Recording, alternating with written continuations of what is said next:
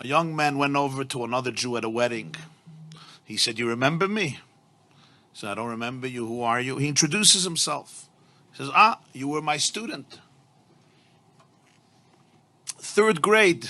You were my student." "Yeah. Wow, I haven't seen you in so many years. How is your life? What are you involved in?" He says, "I'm a teacher." He says, "Wow, just like me. What inspired you to become a teacher?" "What inspired me to become a teacher was you." He said, "How did I inspire you to become a teacher?"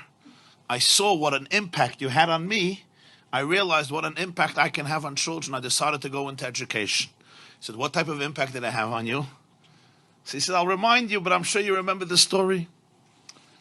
There was one day that one of my friends got himself, his mother or father bought him a beautiful wristwatch, and I dreamt for a watch, and I didn't afford one. So I decided to steal his watch. He had it in his pocket. I took his watch, I stole it. He came into class, he saw somebody stole his watch.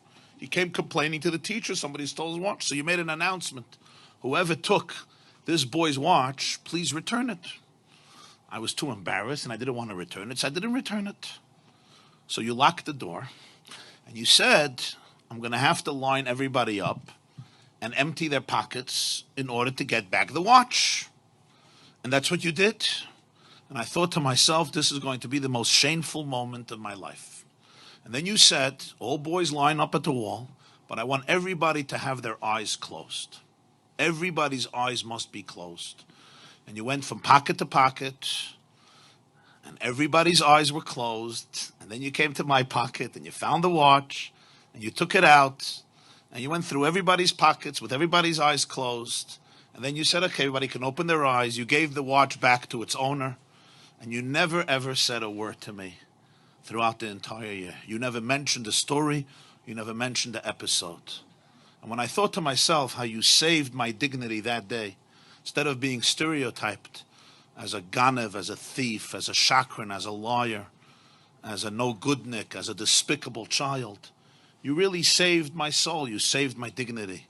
And you never mentioned a word, not only to anybody else, not only to the owner, but even to me. It happened, it's over. I understood the message. And when I looked at that, I saw it. I said, wow, this is what a teacher is. This is what a real educator is. This is what I want to do with my life. And therefore I went into education. The teacher is listening to him and he says, wow, that's amazing.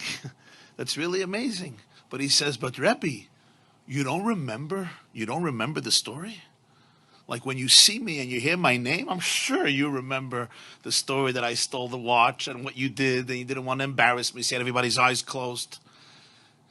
And I'm the person. He says, actually, I don't know. I wouldn't know. I wouldn't know the story. He says, why not? Like, it's a pretty dramatic story. He said, because I also closed my eyes.